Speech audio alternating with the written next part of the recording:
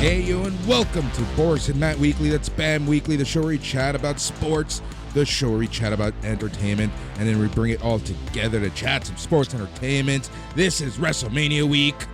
Tons on the go, and we are your hosts to help start your week off right. I'm Boris, and as always, I am joined by Matt. Bonjour. How's everybody doing out there? We hope you're doing well. It's WrestleMania week. It's the Final Four. It's MLB opening week. Opening night on Thursday. By God, Boris, what a time to be alive. I got a drink going here. Little free plug for the Hitchhiker Back Road Raspberry Vodka Lemonade. The free drink plug. We used to be sponsored by Great Lakes. Great Lakes, you still owe me a case of beer, you rotten motherfuckers. Boris, how are you doing today? I'm doing great. Doing really well. Really well. Just been a very crazy weekend. Didn't work on Friday, didn't work today, but still managed to be one of the craziest, most busy weekends possible. We'll talk about why in a little bit, but it was very much Slam and SNME related stuff. Very fun weekend overall, very productive weekend. Getting the band back together and getting things out there, which is exactly what we're trying to do each and every single week here. So that was a lot of fun. Overall, very positive stuff happening. Got some very cool content coming out, which we'll talk about in a little bit. But aside from all the busyness, and I know I'm leaving it like everything a mystery, but aside from that, man, it's just been kind of business as usual. Spring is nice. Springing here in the city, which is beautiful. Really liking it. Really, I love this weather. Hopefully we don't bring upon a new snowstorm like we did last time after talking about the springing. But yeah, dude, good stuff here. Super busy week in sports and wrestling. This is honestly like sometimes my favorite week in all of wrestling. Like there's just so much going on, so many cool shows that you can catch. And here's the thing. We always say this. Don't hate watch wrestling. There's so much out there for you. There's a little something for everybody, right? If more MMA wrestling is your thing, you got Bloodsports. If you like, more Tony Khan-isms, you got Ring of Honor, right? There's just so much going on this weekend, so many shows for you to watch. You got the WrestleCon shows going on. You got NXT on Saturday, 2 nights of WrestleMania. Huge Impact New Japan show happened on Thursday. Obviously, already mentioned Ring of Honor on Friday. Man, it's just so much to get through. Yeah, so much to sample. And, not that we condone or encourage piracy here on BAM, but if you were to watch wrestling.ae, you can find a lot of things this weekend if you were to just watch wrestling. So, just sample the wrestling world. I think this is a good time, like you said, to not hate watch wrestling, but to celebrate professional wrestling. This is pro wrestling Christmas. This is the dawn of a wrestling new year. This is when we all get to celebrate the great fake sport of fake kings, Boris. I love WrestleMania week too. And this year, it usually does coincide with the Final Four, but this year it's coinciding with opening day in baseball as well. That's awesome. I think tomorrow here on the BAM feed, we're going to have a full dedicated Major League Baseball preview. Going to give you the rundown for every team. Boris and I are going to pick our playoffs. Get your MVPs, Cy Young, and Rookie of the Years ready, Boris. I'm going to lay those down too. It's going to be a lot of fun. All right, sounds good. And we're going to do betting odds and everything. It's going to be our full MLB preview. We're making it our own show for a couple reasons. Number one, more content. But really the main reason is because this episode is so jam-packed that we just decided, you know what, we'll take out the MLB show, make it dedicated, make it fun, and gives people, if they just want to listen to our baseball chatter, they can do so. If they just want to listen to everything else, they can do so. So it's all about options here on BAM. Yeah, buddy. All right, so that's enough housekeeping. Let's just get right into the sports. I think let's start with the March Madness, Boris. One of the craziest Final Fours of all time. We have Florida Atlantic versus San Diego State and Miami versus UConn. Just like we all predicted. Yeah, exactly. Exactly as everyone knew was going to happen. I'm pretty sure we made jokes about San Diego making the Final Four, but I digress. But no, honestly, this has been by far the craziest year for NCAA basketball. Matt, what do you put this toward? Like, what? Why are we in this craziness here? This real madness of in March? Do you think it's because teams just aren't that good anymore, and I shouldn't say not that good. It's a level playing field. Or Yes. do you think that the ranking system was just so topsy turvy that it kind of hindered a lot of games? Well, no, it is the craziest year. It is the most volatile example of what you said at first. It's the lack of talent in college basketball. It's not to say that there's not like a bunch of incredible basketball players, right? But the best, the tippy top players, your Victor Wembanyama's, even Scoot Henderson, and every year there are many, don't go to college basketball. When people do go to college basketball, they're looking to get out as fast as possible. There's a one and done situation that happens a lot.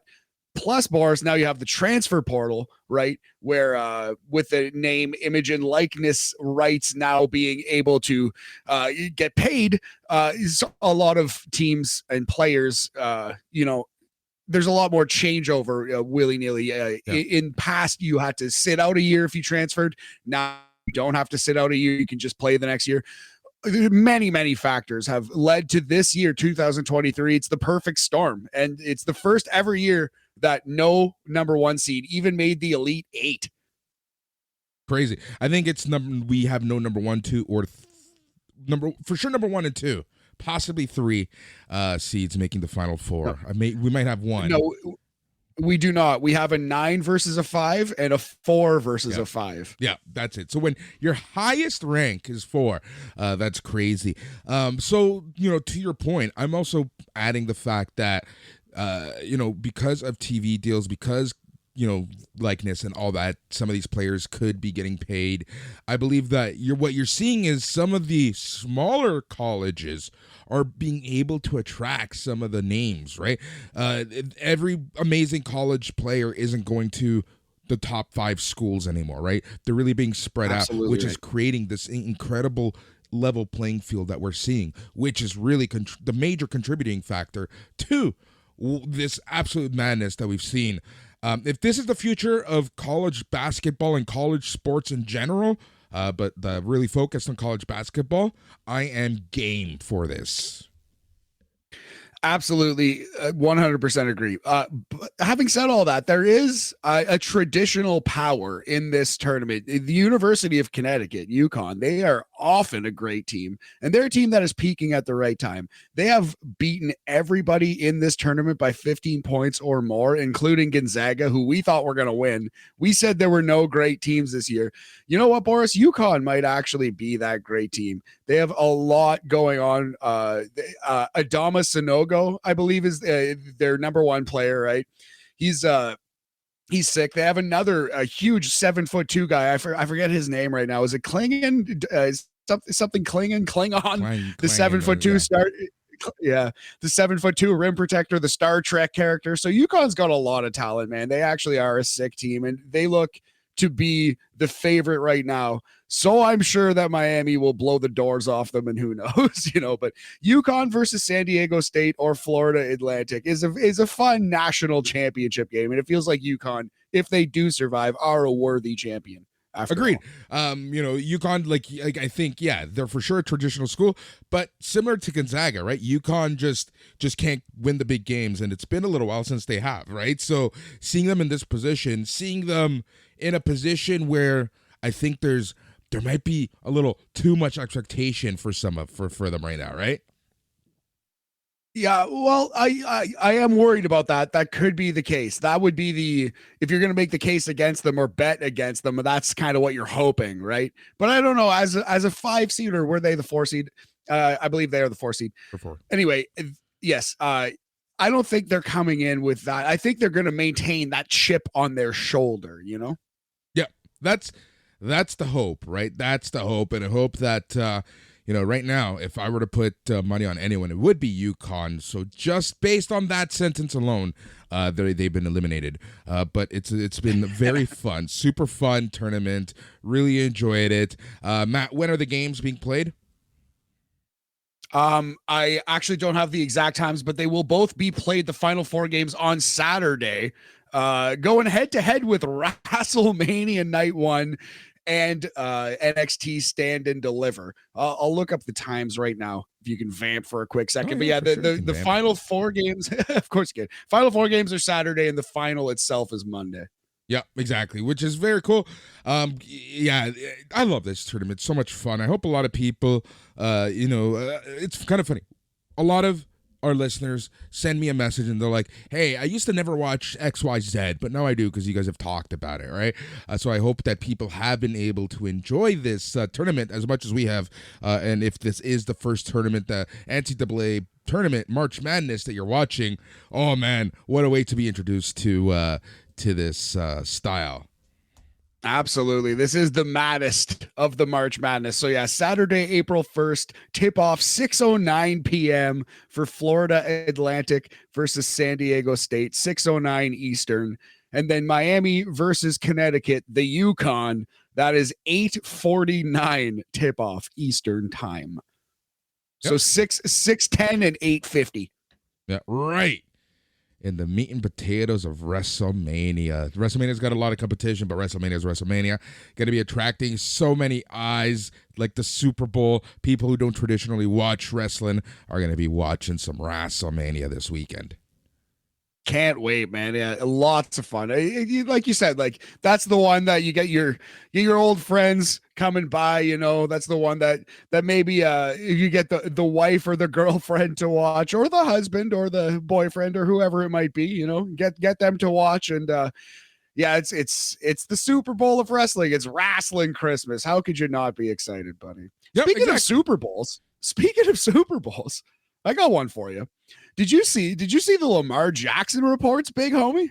I saw his name. I didn't put too much detail, didn't read too much into it. What's going on, man?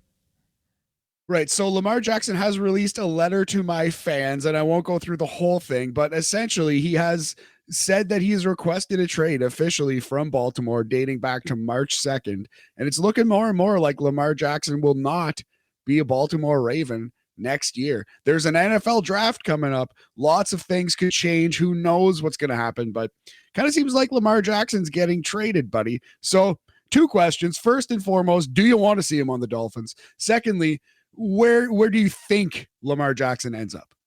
Look, here's the thing. I still have faith in Tua. I think Tua can still get the job done. I want to give him this year. See how he looks this year. But I wouldn't look, what do you think Lamar Jackson's going to go for? A shit ton of picks. I don't want to rock the boat. I don't want to give up the future for one player who, let's be realistic, I believe in my heart of hearts is on the decline. Yeah, maybe. He might Where is he going to end up? Tampa Bay. Oof. I feel like I'm hoping he goes to a better team. Tampa Bay is not really set up for the future anymore. I don't know, man. I wouldn't kick him out of bed for eating crackers. Like, I would take Lamar Jackson on the Miami Dolphins. I do think he's kind of the ideal version of what we want Tua to be. He runs more than Tua ever will. Yeah. And he's still a pretty solid passer. I would love to see Lamar Jackson on the Dolphins with the receiving core that we have. Oof. It could be pretty nasty. Where do I think he ends up? Okay, man, hold on. So to your point, right? Okay. Let's go with this, right? But what, 1 year, 2 year, like what's the realistic outlook on Lamar Jackson at that point, right? Like, that's my one thing. I think he's a great player. I'm not trying to take anything away from him, but I really do think that we just need someone for the next 5+ years. I think that could be him, though. Former MVP, only 26 years old right now. I think he's still got 4 or 5 good, high quality years in him, at least. I think so. All right. You might be able to convince me on this one.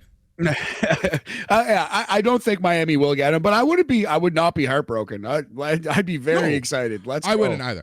You know what it is also? I'm being realistic. How many times have we seen star quarterbacks, awesome quarterbacks, and we end up with a Dante Culpepper? We've been there. You know who played well for us? Chad Yeah, yes. You know who played well for us? Chad Pennington. I I have his liked the jersey. Chad Pennington. Right? The Chad Pennington era, sneaky great for Miami fans. Yep. Here's what I fear is going to happen. I don't know what's going to happen. I don't necessarily think it's going to happen, but I'm scared of Lamar Jackson, New England Patriot, Boris. Ooh. They need a quarterback. They do need a quarterback very badly, but is he one to work well with a Bill Belichick? Greg, tell us. You tell us, Greg. Yes. Once you listen to this, send us a message and let us know if you think Bill Belichick and Lamar Jackson will be able to play together. I think it's the kind of thing where at the end of Bill's career, he would probably be more receptive to taking a shot on the type of quarterback that he's never really kind of had before. No, there's only one Lamar Jackson that's ever been in the league. He's unique. So I don't know. That one scares me. But that's football chat. Dear listener, tell us where you think Lamar Jackson might end up, or where you're scared for him to end up. Yep. All right. And that'll be a fun conversation in the Facebook group. We should start that right after the show. Where will Lamar Jackson end up? Into it. All right. So that's pretty much it for sports chat, except I'm going to do a tight 35 on my fantasy team. Did a fantasy baseball draft. Now, no, I'm just kidding. But yes, baseball is starting. Fantasy baseball has begun. I am quite pumped for this baseball season, man. All of the rule changes, all of the young talent, and stay tuned for more baseball chat in our MLB 2023 preview coming at you Tuesday, March 28th. Yep. We're going to be chatting new rules. We're going to get our full opinion on the new rules. I think everyone knows what I think about the pitch clock. And then we're going to go through our previews, go through each division, give you the odds, give us our choices. And it's going to be a very, very fun show. Before we jump to wrestling, let's stick with baseball, because we didn't talk about this. Remember, our last show was on Monday. This happened on Tuesday while everyone else in the world obviously was watching NXT, the World Baseball Classic Finals. Yeah, we briefly mentioned it on NXT Talk, but an incredible spectacle. That's going to go down as one of the most historic and possibly important. I guess the next 20 years will show us that, but historic for sure. At bats of my lifetime. That's going to be one that I remember for a long time, up there with McGuire breaking the home run record and Sammy Sosa doing it not long after. And then Barry Bonds' 2 home run records, both the all-time and the single season. Definitely remember those. Remember where I was when I saw both. And this is going to be another one that I will remember exactly where I was, who I was watching with, the situation, the time of day. It was just like a historic baseball moment. It's absolutely storybook, generated by AI. Chat GPT couldn't have done better, Boris. No, for sure. Whoever wrote the script on that one, WWE, hire them. And we kind of joked around, right? Like, it's going to be Trout versus Ohtani. Who would have thought that is what ended the World Baseball Classic? Like, that is literally the equivalent of, in soccer, you had, the game going into penalty kicks, and it was Portugal and Ronaldo versus Argentina and Messi. Like, that is what we saw, essentially. Literally, like you could not have drawn it up better, and it delivered. And Shohei Ohtani is just a specimen, just absolutely incredible. A cyborg, an angel a literal angel and a figurative angel put on this earth to play baseball. We are blessed to see him, and I hope that he can translate his incredible talent to some actual success in the major leagues here. Dude, I hope so. Look, I try with the Angel. I really do. They have one of the most talented rosters. They have 2 of the best players in the world. They have probably pound for pound the best players since Babe Ruth in Shohei Ohtani. But baseball is the one sport, one of the few sports where it's not just 1 or 2 people can win, right? And that's the problem that the Angels fall in. And we'll talk about that and much more on our MLB preview as we get to it. But yes, congratulations to Japan and Shohei Ohtani and everyone involved with the World Baseball Classic. It was sick, and I can't wait till 2026 we can see it again. Yep. All right. Before we go, one last question. As a hockey fan, do you want to see that international play as important as the World Baseball Classic was? Well, the thing is with hockey, the NHL created World Cup will never be as important as the Olympics because that toothpaste is already out of the tube. We've already seen our favorites play in the Olympics, and nothing that they create will be as prestigious and important to the players as the Olympics. You know what the issue difference is? This what? That the NHL makes no money on the Olympics. Well, you're right about that, buddy. You're right about that. But thankfully for baseball, they didn't have the Olympics in 1998, and this is the biggest deal for baseball players. And you see people like Mike Trout saying, like, I'm doing this again. I'm already signed up for 2026. You see people who didn't go deeply regret it and say, like, I'm going next year. I don't care about pitch count. If I'm healthy, I'm going, whatever. So yeah, the World Baseball Classic was a huge hit. Do I want to see NHL try? Like, yeah, like a World Cup's better than nothing. And if they're not going to let them go to the Olympics, do a World Cup. Sure, of course. Why not? But it won't ever be like this was, because the players won't ever care as much as they do about winning an Olympic gold. Yep, that's exactly it. I think that's a perfect way to end this discussion, because that's literally the answer right there, in my opinion, our opinion. Write that down. That's the official BAM opinion. Write it down, send it to him. I don't care. No, I think we solved it, buddy. I think we solved that one. All right, now it's time to solve hunger and other stuff. All right, but before we do that, let's chat some wrestling. As we talked at the top of the show, this is the biggest week in professional wrestling, regardless of what you feel, how you feel, what you think about WWE. This is WrestleMania week. This is the week where one city is the spotlight and the highlight of many, many wrestling shows, from Ring of Honor to Impact to New Japan Pro Wrestling to GCW to so many other promotions. Can't even begin to name them all. Most American promotions are going to be running out of Los Angeles this year. So let's talk about that a little bit. You know, I love it. Like, I know that we probably sound like broken records at this point, but I absolutely love WrestleMania week. Have you ever taken part in one, like in the modern WrestleMania? No, I haven't. I did not even make it to Toronto for X8, so I have never been in the same. I mean, I guess, yeah, I've never been in the same city as a WrestleMania, and certainly have not taken in like a modern, crazy WrestleMania weekend. Philly next year is a possibility. Yep, Philly next year is going to be a very large possibility. And, you know, as fun as SummerSlam is, as fun as this year's SummerSlam might be for SNME in Detroit, right? Like, there's nothing quite like a WrestleMania. The one in Dallas, 32, that one was just absolutely incredible. Did Supercard of Honor that year, did so many shows, did a bunch of GCW stuff, WrestleCon and all that. That's when the WrestleMania week really started becoming like that end all be all, right? So much fun. The one thing about Los Angeles, and this kind of happens in Dallas as well, and some other cities in the States, is that the distance between shows sometimes can be a little much. And a city like Los Angeles is just not prepared for this, right? Like, you're literally driving like an hour between shows. So for those of you that are heading down to LA and, you know, trying to fill your weekend, just be cautious of how you're going to get to places and timing. It's really something that a lot of people don't think of until they get there and they actually look at the map for the first time. They're like, oh, how am I going to get 20 miles down the road? Because in LA, 20 miles isn't 20 miles. It's like saying, you know, here in Toronto, 5K is not 5 actual K, right? So that's for sure something to be cautious of.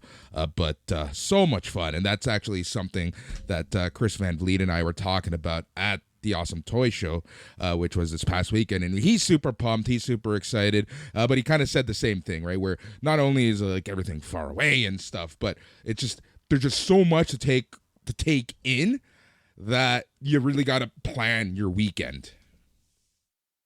100%, man. Yeah, there's so much just to watch the four major shows, just to watch Ring of Honor, NXT, and both nights of WrestleMania will be a chore. That's just watching that on TV just as a fan. Like that's much too much for most fans. I don't think a lot of people are even going to do that, let alone being in LA and trying to go to some of these shows live. And there is so much variety, so many things to see. But yeah, it's good. It's ultimately good for wrestling. It is a smorgasbord of wrestling.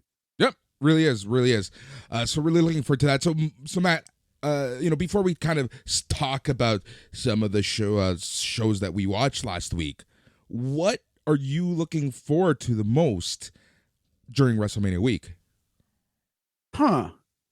That's a very good question. I think the thing I'm looking forward to the most is Cody. I want to see Cody win the big one, get the world title at WrestleMania. I hope that happens. And the perverse 1% chance in the back of my mind that maybe Roman will win. Dude, and maybe Cody won't get it.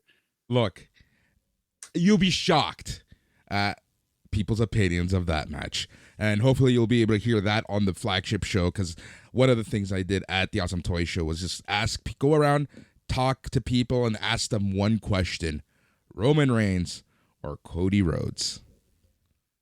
Really? And some people said Roman. Oh man, I'm gonna check that out for sure. You know what else I'm very excited for is Kevin and Sami, although I am worried about Sami Zayn's long-term future in WWE. That might sound crazy because he's gotten such an excellent push, but if they sell to the Saudis, man, he's gonna quit. Right? I think he hasn't gone to a single show. I don't think he will. I don't know. That's a political can of worms that we don't need to open right now. But I do worry.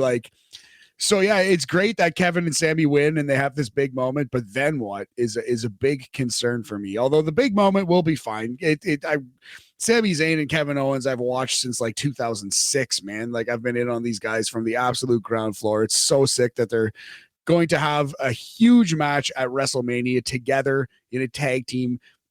There's a lot to like this weekend. Ring of Honor's got some excellent stuff, man. Commander versus Vikingo. Whew. That match is going to be El Fuego for sure. That really looking forward to that one. Yeah, Commander. If you're not familiar with his work, just type in Komander, and that match is actually going to be for the AAA Mega title. So that's going to be really cool. Made official, even though we kind of knew this was going to happen, made official today.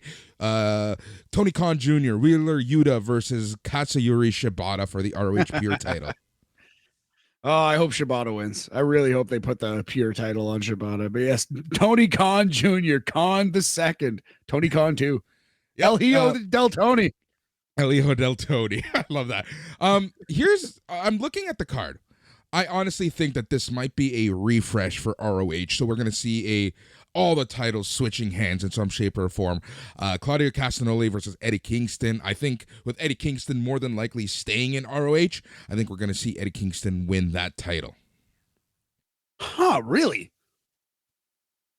Man, I love Eddie. I'm for it. That's kind of shocking to me. I'd never even considered the possibility that Eddie Kingston could win a big match in a Tony Khan promotion.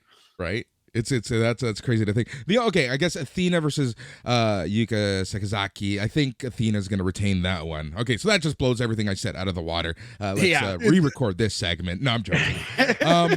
Mark Trash Briscoe. This entire pod. Start over. Any chance that Mark Briscoe doesn't beat Samoa Joe?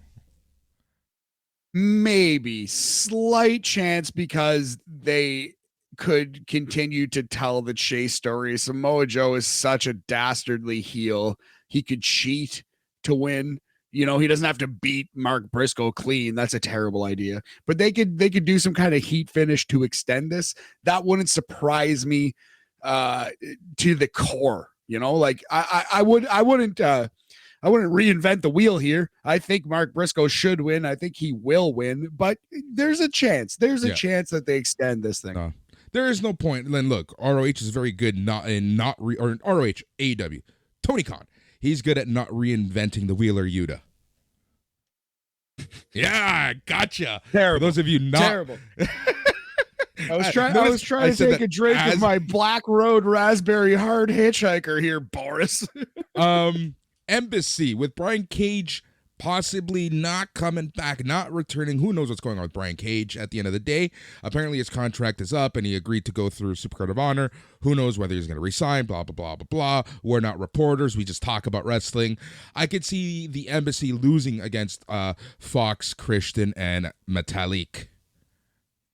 Interesting. That's not the trio that I would have picked to put the belts on if that is going to be the case. But you're right. Like, that's been out there, the Brian Cage thing. So I could definitely see it. But yeah, the way that they just threw the match together with 3 random wrestlers kind of makes me think, okay, Brian Cage is going to stick around, and they just want to put him on the show. But maybe they'll just, the new trios champions will be Grand Metalik, AR Fox, and Blake Christian.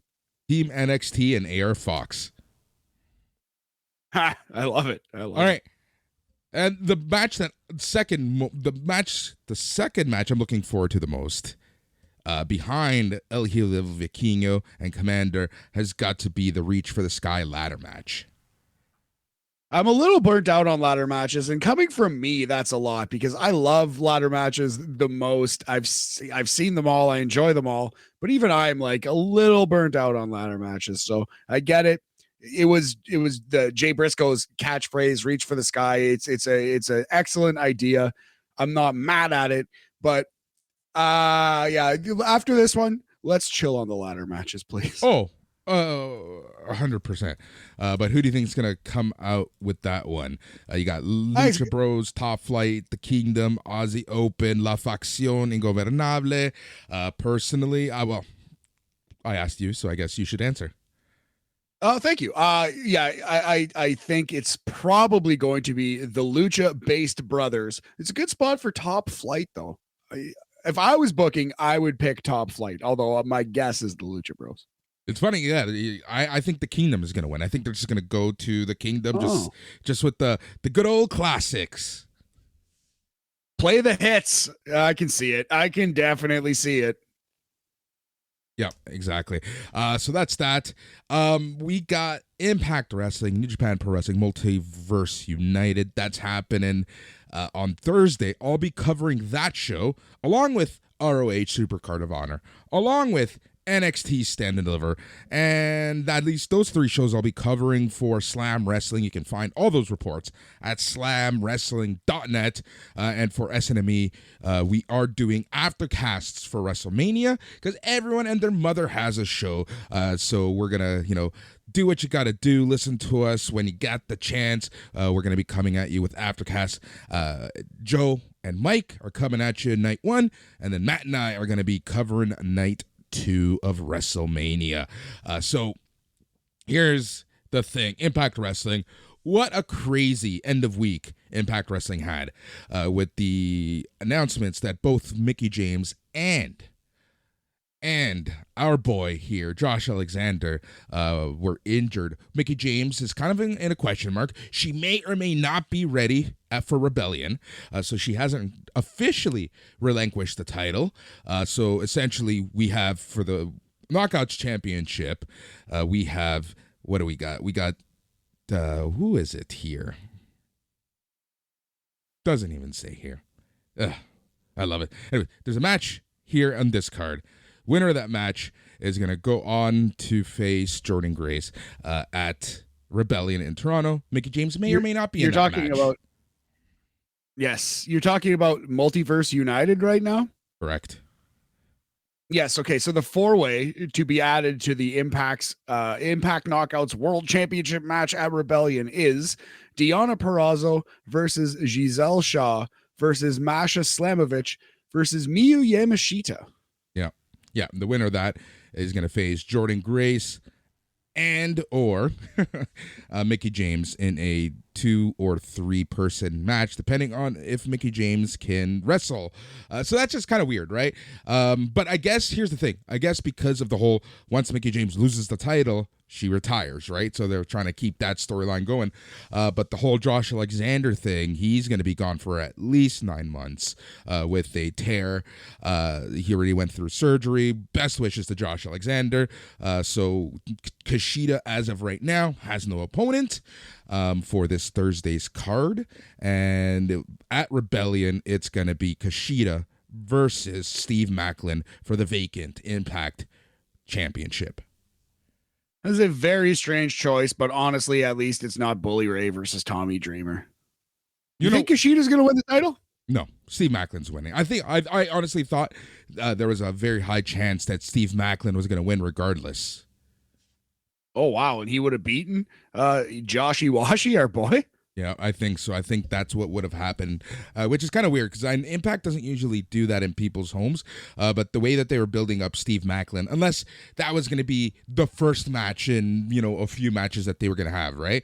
Which that was the other option. But yeah, I think Steve Macklin was going to be the one to eventually dethrone Josh Alexander. On TV week over week, they've really been building him up. They've kind of added the whole, this has been my destiny for years, blah, blah, blah, blah, blah storyline, right? So we'll see what happens there. But yeah, this Impact Multiverse United card looks great as well. Yes, sir. Yes. Thursday, March 30th, as you said, going to kick off WrestleMania weekend before the weekend actually kicks off. Mike Bailey versus Hiroshi Tanahashi. That's definitely the sexiest match on paper. If you like big men slapping meat, we got Jeff Cobb versus Moose. That's a fun one. Yep, that one should be a lot of fun. Kenta versus Minoru Suzuki is one that I'm really looking forward to. Oh, yeah, those guys always deliver. That's going to be a fight for the strong title, right? The strong open weight belt. Correct. The X Division Championship, Trey Miguel versus Frankie Kazarian versus Rich Swann versus Kevin Knight versus Clark Connors versus Rocky Romero. That's going to be a crazy match. That will be a lot of fun. Yes. So yeah, this is coming at you live from the Globe Theater, which is where they do PWG now, right? Yep. Correct. It's all right. I don't love it for PWG because I used to love the Armory so much. You think of PWG, you think of the Armory, but that doesn't even exist anymore. So no use crying over spilled milk there. It's a pretty solid venue for wrestling. PWG uses it. I'm excited to see this show. And yeah, Speedball versus Tanahashi. Good heavens, that's a match I didn't know I needed.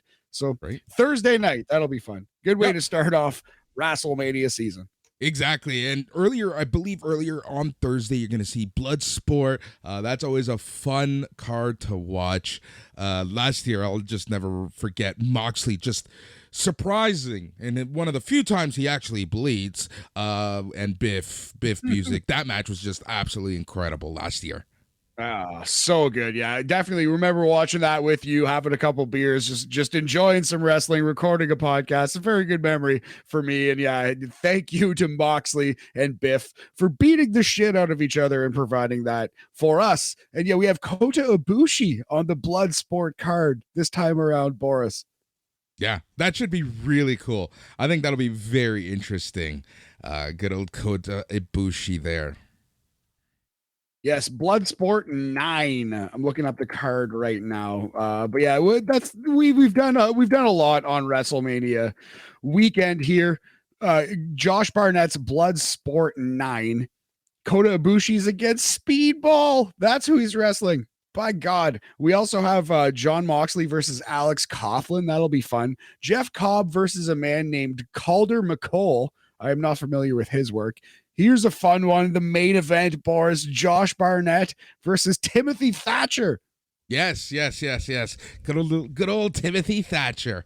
That should be so good. So good. Is Filthy Tom on that card? As of now, I don't see his name. No. But maybe he'll work his way on. Who knows? But yeah, there's no Filthy Tom. There is Johnny Bloodsport. That's funny. Johnny Mundo versus Royce Isaacs on this card, coming at you from the Ukrainian Cultural Center in Los Angeles, California. That is amazing. That is awesome on so many levels. All right, so that's WrestleMania weekend. So much wrestling, as we said. There's a little something for everybody. So I hope everyone enjoys the weekend. We got so much coming at you. Check out slamwrestling.net. Check out snmeradio.net. Be sure to subscribe to the feed because you're getting every show free this week. And there's going to be so many shows covering so many shows. So it's good times here this week, Matt. Yeah, brother. Before we get off of the Rasslin chat, we got to do a couple more things. We got to chat about the New Japan Cup. We had a winner, a champion crowned in this New Japan Cup. Sonata has won, and he is going to challenge Kazuchika Okada for the world title. Here's something that I didn't realize until reading the results after, and I wish I'd have known. This was happening in Sonata's hometown, the final. Niigata, Japan. And Sonata was like a huge baby face in this match. He got a tremendous reaction when he came out. So that was pretty obvious as to what the frig was going on here. Yeah, exactly. But like we talked about last week, I had a pretty good feeling that Sonata was going to win, right? It made more sense in a way for Sonata to win and for Sonata to lose against Okada, as opposed to the new super heel that they're trying to make in David Finlay, right? To win this, but just lose against Okada. Yep, totally agree. I do kind of think they're going to put the belt on Sonata for a month or two here, though. I kind of think he's going to beat Okada. You think Genesis. so, huh? Yeah. I kind of do. Yeah, I can for sure see that. All right, do you want to talk about the Sakura Genesis card while we're talking about New Japan? Sure, but yeah, just to hammer home this point, the reason why I do think it is because if not now, man, when are they ever? Like, if Sonata doesn't get it right now, like at not right now, but at Sakura Genesis, when this show happens, he'll never win the title. He will never win it. Yeah, well, there's some people who just don't win the title, right? Like that's the thing. Very true. Like, that's wrestling for you, right? Not everybody needs a belt. A belt. Yep. I don't know. Not everyone gets to be world champion. Yep, exactly. And New Japan really, really lives by that still, right? 100%. But yes, this is set for Saturday, April 8th, 1 week after WrestleMania. Sakura Genesis, New Japan, 4 a.m. Eastern time, Saturday morning / Friday night. So if you're, out at the bar hammering some fucking drinks, bud, come on home and throw on the New Japan. Yep. Get cranked. I think that's going to be a lot of fun. I think that's going to be a great time. So let's talk about the card a little bit. We have United Empire, Francisco Akira, Aaron Hinari, and Jeff Cobb versus Sho, Yujiro Takahashi, and Evil. Typical 6-match there. Yeah, exactly. Your standard fare, but I love Jeff Cobb. I like some Francisco Akira too. So, it'll be a fun watch. Yep. We have another multi-person match. We have Bushi, Shingo Takagi, and Tetsuya Naito versus just 5 guys, Dookie, Kanemaru, and Taichi. Just 5 guys, sponsored by In-N-Out. All right. That's so good of a joke. Oh my God. Another 6-person tag. Mr. Wado, Hikuleo, and Tamatonga versus El Phantasmo, Kenta, and David Finlay. Another fun little trios match. Tamatonga and Tangaloa, future WWE Tag Team Champions. Pretty much. All right. The IWGP Women's Championship 3-way match. Matt, this is a match that I am looking forward to big time. Yeah, you have it penciled here. Mercedes Moné, Mercedes Moné, the former Sasha Banks, versus Azumi and Hazuki in a triple threat match. And Boris, you believe that they're going to beat Mercedes without beating Mercedes, and she's losing the title here. I think so. I think Azumi's winning this one by pinning Hazuki. I think Mercedes Moné is going to not get pinned, and that's all she wrote.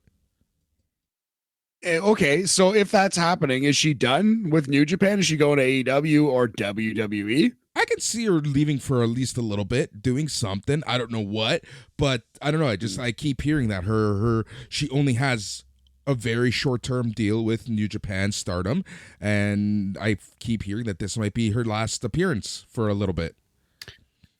Very interesting. I guess time will tell, and it's certainly set up to play out the exact way that you said. I'll believe it when I see it, though. I kind of am thinking that they're doing this just to give her another opponent, just because she found another wrestler that she wants to work against. And I think Mercedes is going to win this match and defend her title. That's just a guess. I know nothing. Speaking of free agents and free agents in the women's wrestling world, Kyrie is a free agent now. I've seen that too. And again, like I would be pretty surprised if Kyrie ended up back in WWF. She would be humongous for AEW. AEW should sign Sasha Banks and Kyrie immediately. I know it's crowded, whatever, but the women's division has not been a highlight in the entire history of AEW. There's been like 4 or 5 moments where it was great. All of them involved Britt Baker. Sasha Banks and Kyrie would be huge for the women's division in AEW. Possibly. Back to the card, your NJPW World TV Championship, Shota Umino versus Zack Sabre Jr., your champion. Is Umino going to take another L, or is he finally going to get the belt?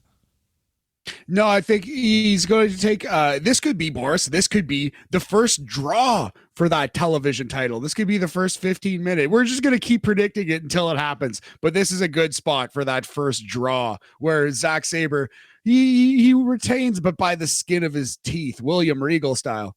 Yep. Even a broken clock is right twice a day, right? So that's that dog. The IWGP Tag Championship, Aussie Open, Kyle Fletcher and Mark Davies versus Bishamons. How do these guys still have the title? Yoshihashi and Hiroki Goto.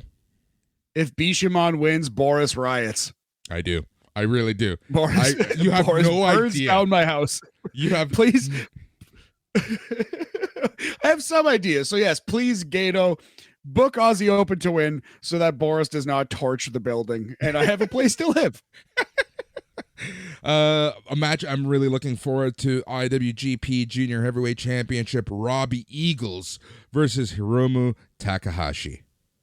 Yeah, dog. Hiromu versus Leo Rush. Still haven't seen that match. Dude. I'm saving it.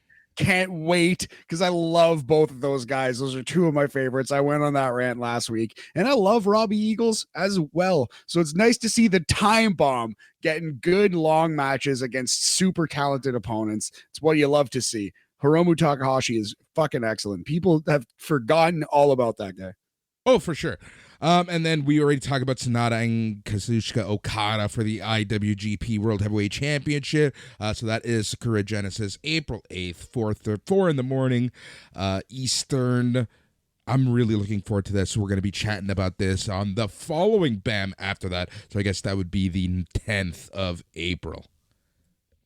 Yes, and that's actually Good Friday too. So that's a holiday for a lot of people. So that Friday, Saturday, that's pretty nice. That's not so bad, Boris. I think I might actually be back in Sudbury for that weekend. I'm gonna go home, say what up to Ma, pet the kitty. You know, Big Herm is his name. He's a big fat cat, and I love him very much. It's good. It's good times to go home. You know, and I think I think Easter weekend's a good little.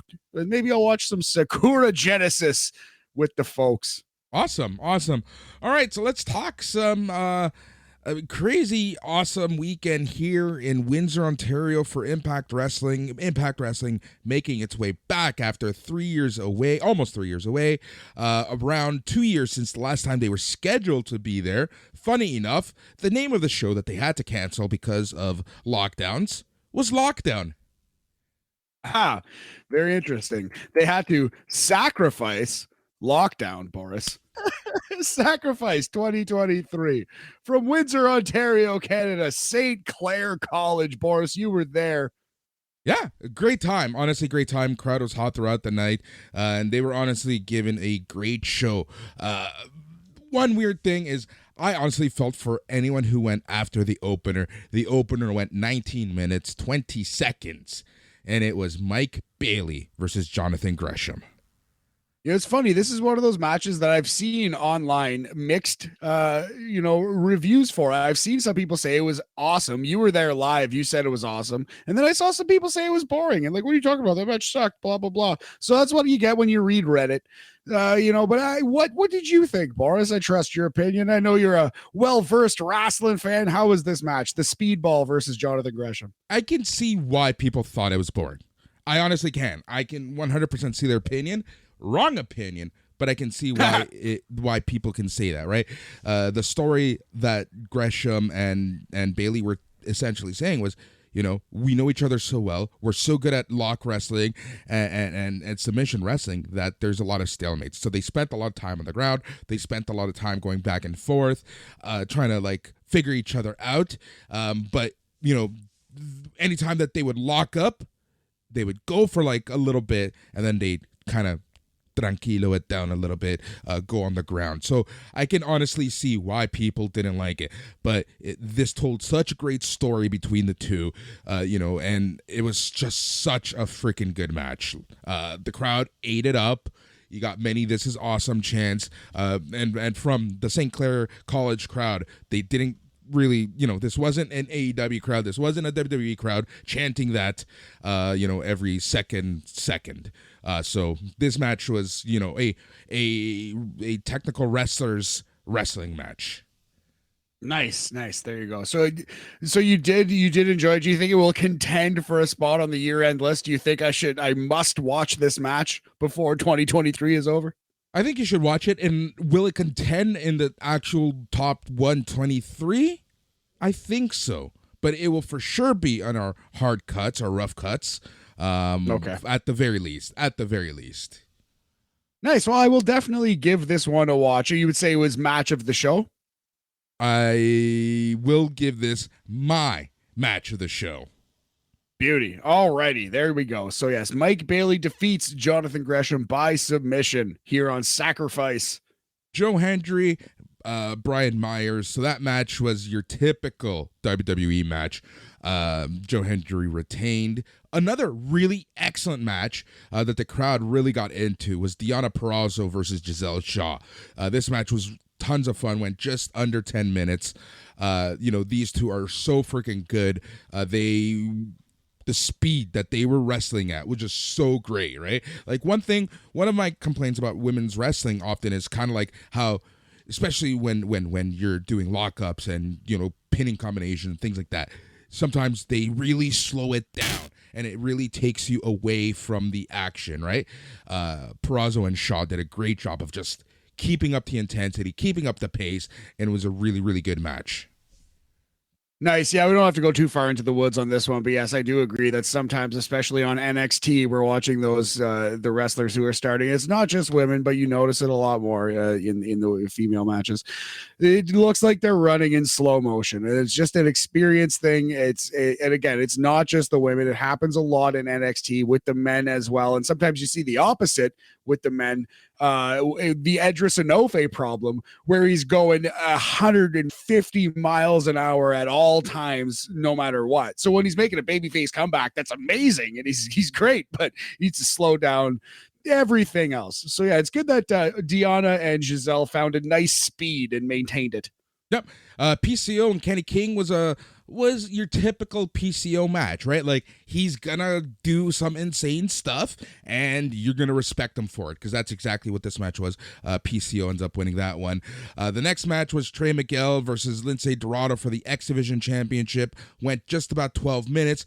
Exactly what you would think from these two, high flying, doing crazy spots. It was a lot of fun, very fast paced, pretty good match overall. Nice. Yeah, I like both these guys a lot. Trey Miguel, sick wrestler, definitely an awesome X Division champion. Lindsay Dorado was quite underrated because it's kind of saddled with the Lucha House Party thing. I feel like had he never gotten that gimmick and just been a guy in that group, people would respect him a little more. He's really good. Yep, agreed. Bullet Club, Ace Austin and Chris Bay, who are apparently faces now, beat Shane Haste and Bad Dude Tito from the Mighty Don't Kneel. Interesting. Yes, Bad Dude Tito, not the man that I would expect to be in this tag team match. We did that last week, though. Very interesting. Who won and how? This match had a lot of combinations. This is a pretty fun match. Bay and Ace hit super kicks, and then Bay hit the assisted stunner. As Bay hits the stunner, Ace hit a flipping overhead faceplant on Tito. So that's kind of how that match went down. Okay. A lot of combos to end the match. Went just over 12 minutes.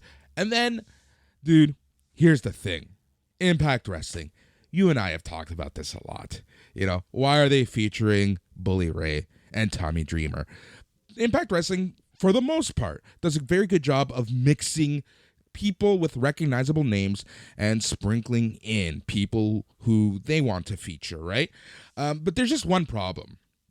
The chemistry, the intensity, the storytelling that Bully Ray and Tommy Dreamer had was just so much better than almost anything else on this card. Yeah. That this felt like the main event. This felt like a big match. This felt huge. And the crowd ate up every second of this. I was just gonna say, man, this is a textbook match that would work so much better for the live crowd than it would some asshole watching, Yep. or like even on pay-per-view, but especially like pirating the show, going like, oh, groan, Bully Ray versus Tommy Dreamer. But when you're actually in the building and you're watching these longtime veterans, these kind of masterclass of manipulating the crowd and working this weapon-based style, like, yeah, man, I could see it being quite enjoyable live. Yeah, and they know how to work the crowd. They know how to get the cheers. They know how to get the boos. Bully Ray did this awesome thing that anyone who watches AEW, listens to Bust It Open, would just laugh at. Bully Ray grabs a 2-step ladder and starts yelling at the referee to hold it down for him. That's fun. That's you see fun exactly right. So then he does the he does a big splash as the referee's holding it down, and he's mocking the fact that he's about to fall. It's just so masterclass in telling, in being a heel. Like, that's one thing about Bully Ray. If there's anyone who can be a good heel, it's Bully Ray. Yeah, gotta give him his due on that. Gotta give the devil his due there. Yeah, I'm actually kind of jealous that you got to see this one live. Sounds like a good one. It was a good one. Bully Ray obviously starts bleeding first. Pandemonium hits. Tommy Dreamer eventually starts bleeding. Referee sees Dreamer bleed. That's how this match ends. After the match, Bully Ray gets in the face of Darren McCarty. Yes, that Darren McCarty. 4-time Stanley Cup winner Darren McCarty.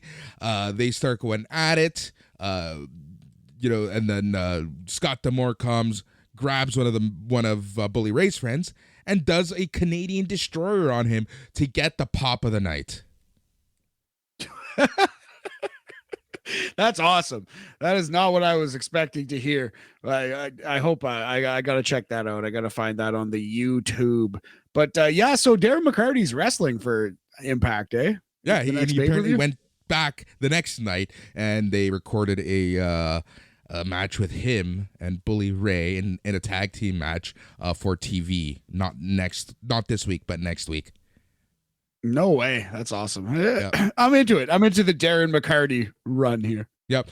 And then here's the thing. That should, in my opinion, getting Josh Alexander off of this show, I feel like they should have changed things up, and this should have closed out the night.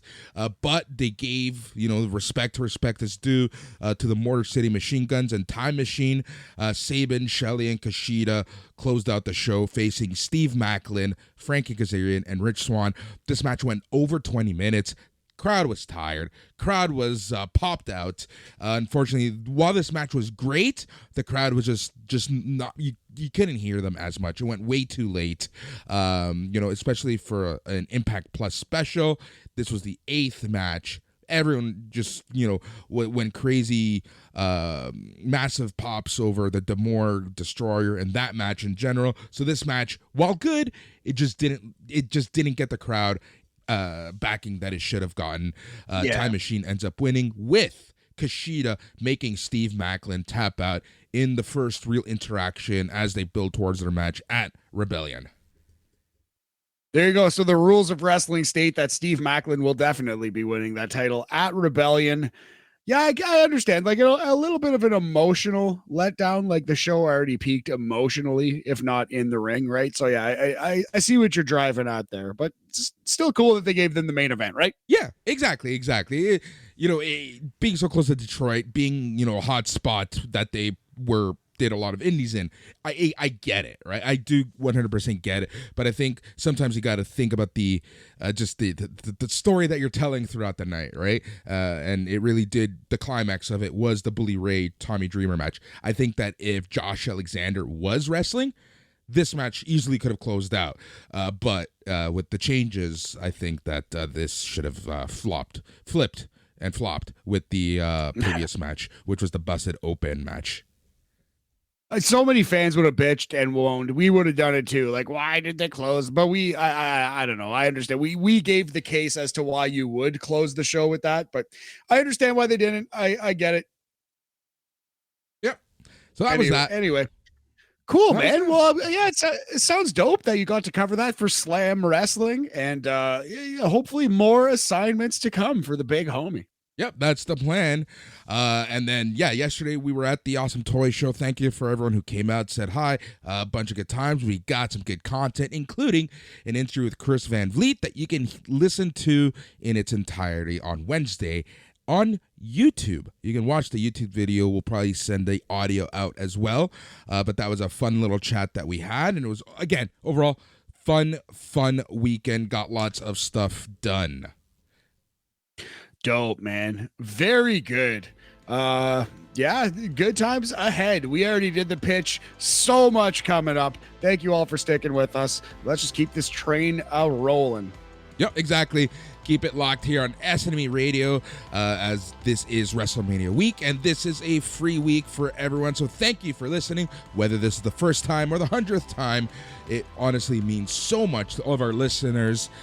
Keep it locked here for all of your wrestling content, wrestling reviews, including Tuesday Morning Cooked, NXT Talk, Smack Daddies, All Elite Weekly, and so much more. Plus, we will be having aftercasts of nights 1 and 2 of WrestleMania, and an aftercast for NXT Stand and Deliver right here on SNME Radio. If you want to be part of the family, go to patreon.com/SNME Radio. For just $5 a month, you can get every single show, which equates to about 2 shows every single day.